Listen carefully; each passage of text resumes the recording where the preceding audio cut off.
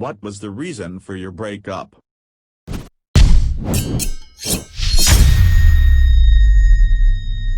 There was always a different reason for the breakup, but it ultimately boiled down to my actions. I dated some really amazing women. Genuine, smart, caring, funny. I'm lucky to have had relationships with them. But there's a difference between love as a feeling and love as an action. I loved a few of them, feeling, but I didn't love them, action. Complacency kills.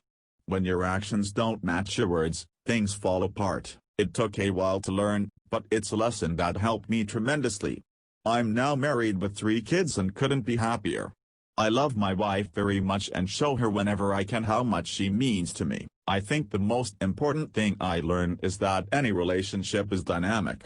I change, you change, your partner changes over time. So do friends and family.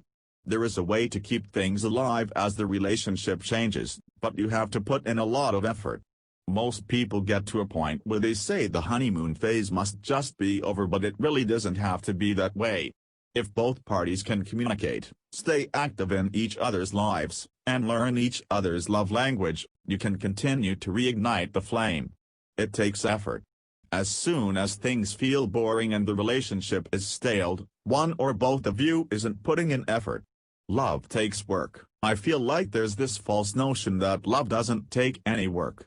That true love is easy, and everything clicks and falls into place when you're with the right person. It's easy to see it that way when both people in a relationship are in a good place. But that's not always the case, nor will that always be the case. All relationships take some type of effort to keep alive and healthy. 2 people in a relationship won't always see eye to eye, or be on the same page.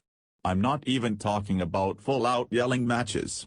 Even the small things take communication, understanding and commitment to see through together. Small frustrations do add up over time. This is what I tried telling the girl I was with recently.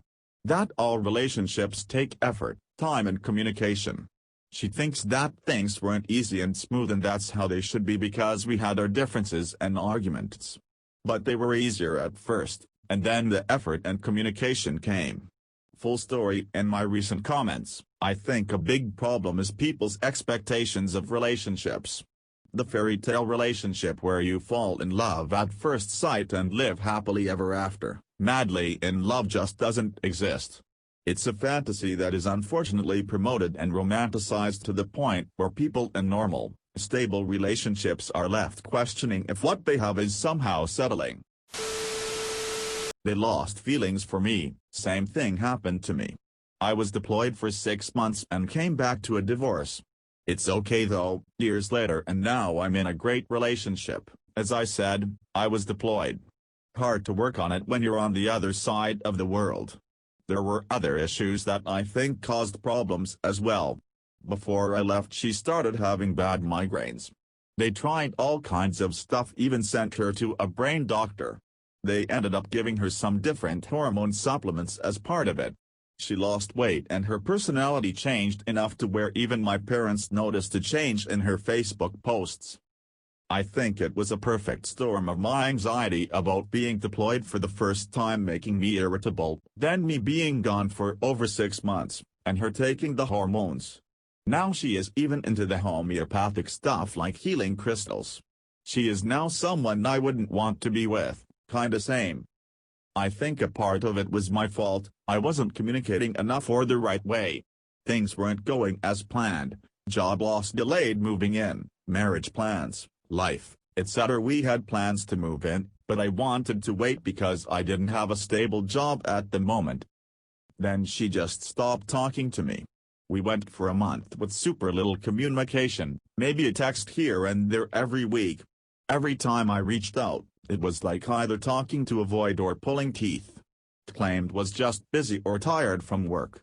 It was like I couldn't be a part of her schedule. Didn't want to spend her birthday with me.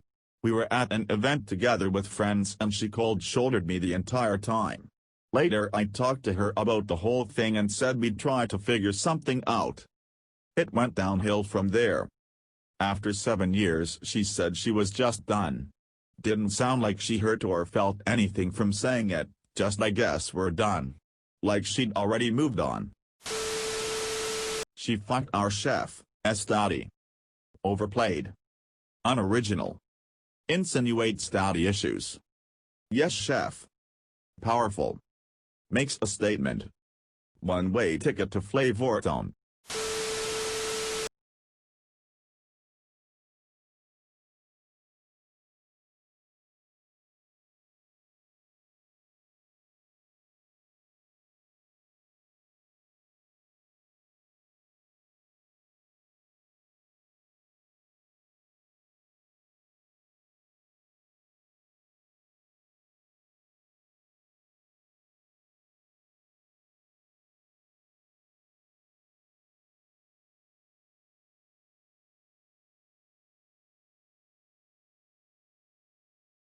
Yo, if she's really gonna do you that dirty for pursuing your career and seeking to develop your own self, she sounds super immature and selfish and has her priorities out of whack. She needs a reality check.